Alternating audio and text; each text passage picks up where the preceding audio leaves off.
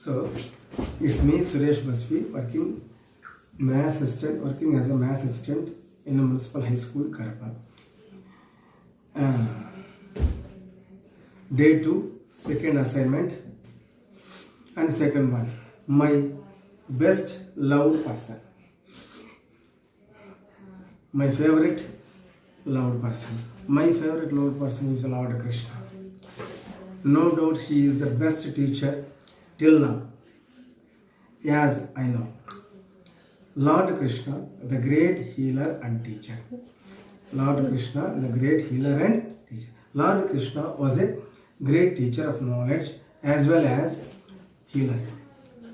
He gave perfect counseling to Arjuna.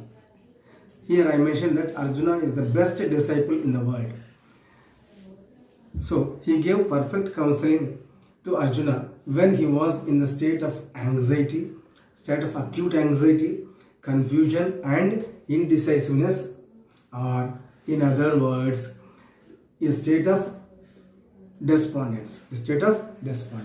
His supreme knowledge, skills and understanding of human relationship were responsible for convincing Arjuna that he has to perform his duty regardless of who his opponents are.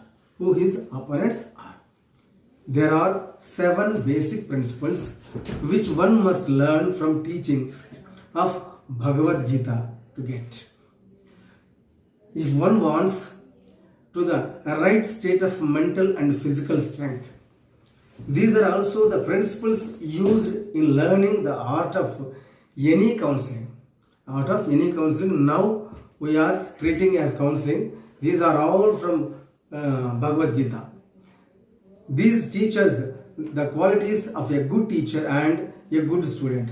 I think a good teacher and is Lord Krishna and a good student is Arjuna. The first principle is listen and listen. So first principle is listen and listen. In the first chapter of Bhagavad Gita, from shlokas 20 to 46, Krishna only listens to Arjuna. Applying the same, the medical professionals must also learn to listen to patients if they want to heal them. So, out of 18 counseling sessions which Krishna took with Arjuna, one full session was devoted only to listening to Arjuna. The Krishna did not speak even a word. In the first chapter. 50% of the emotion of a person is out once he has spoken to the healer about his or her problems. So, the second principle is to describe everything in great detail.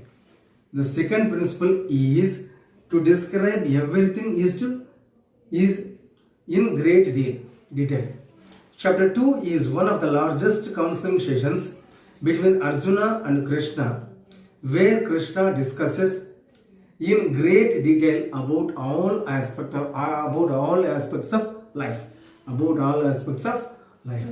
So, the third principle is to remain non-judgmental while listening.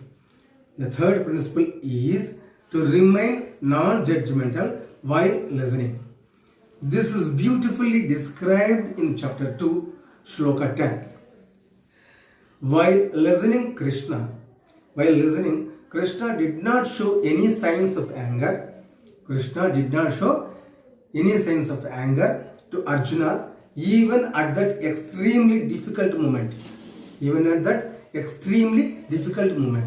On the contrary, Krishna kept on smiling and listened patiently. This is another avenue where most of the healthcare workers fail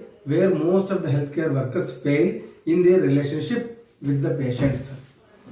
We, doctors, sometimes become annoyed with the patients because they narrate unrelated details of their health problems.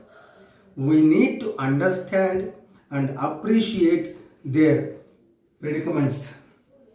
Next, again in chapter 3, first few shlokas of Krishna remains smiling when Arjuna asks him to explain in great details. Again, as he means Arjuna got confused after listening to him. He means Krishna in chapter 2.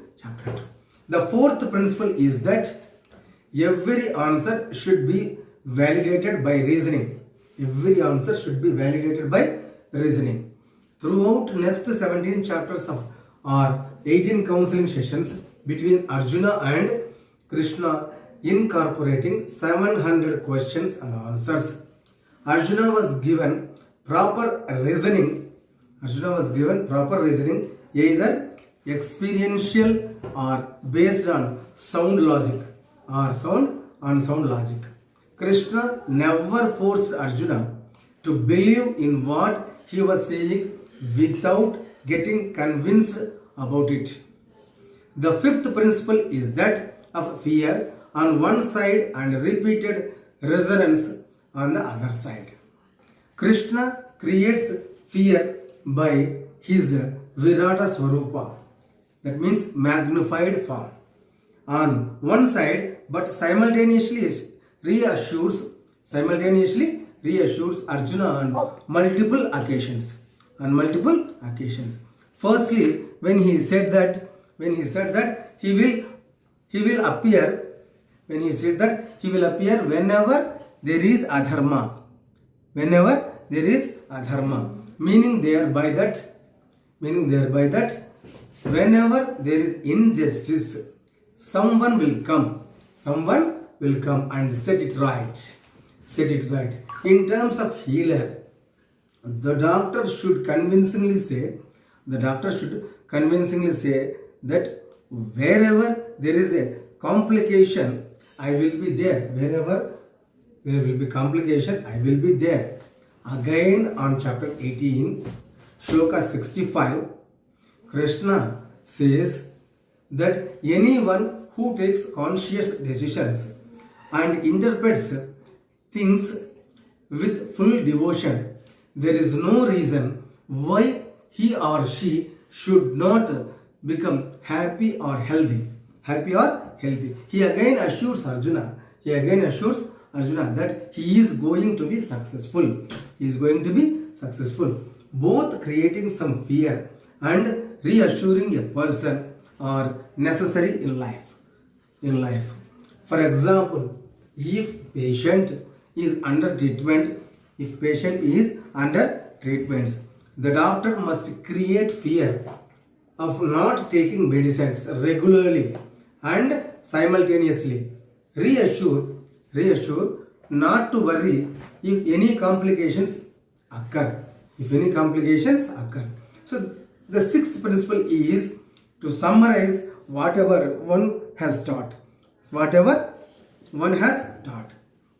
That is what Krishna does in the 18th chapter, which is the longest counseling session between Krishna and Arjuna. In last and seventh principle, Krishna in last shloka of Gita 18.78 summarizes the importance of a good doctor-patient, teacher-student. Good doctor-patient or teacher-student relationship. Here, doctor-patient or teacher-student relationship, where Sanjaya says to Dhritarashtra that when there is a healer like Krishna and a patient like Arjuna, that means when there is a healer like Krishna, healer means teacher. Here we assume that. And patient means student like Arjuna. There is no reason why there will not be a victory. Bhagavad Gita therefore was the first textbook. Of counseling with Krishna, the first counselor in the history. The principles of cognitive behavior therapy as taught today are based on the teachings of Bhagavad Gita only. So the principles of cognitive behavior therapy as taught today are based on the teachings of Bhagavad Gita only. To summarize, the principle of counseling are to listen, listen, listen and listen. Being non-judgmental while listening. Being non-judgmental while listening. Longest first counseling session. Reasoning based subsequent counseling sessions. Introducing some fear and repeated resonances and detailed revision in the last counseling session. This is, I think, the best teacher and healer is Krishna. The best disciple and student are Arjuna. This is undoubtedly clear. So this is Suresh Basvi from Kadapa signing off today. Thank you one and all. Happy good night.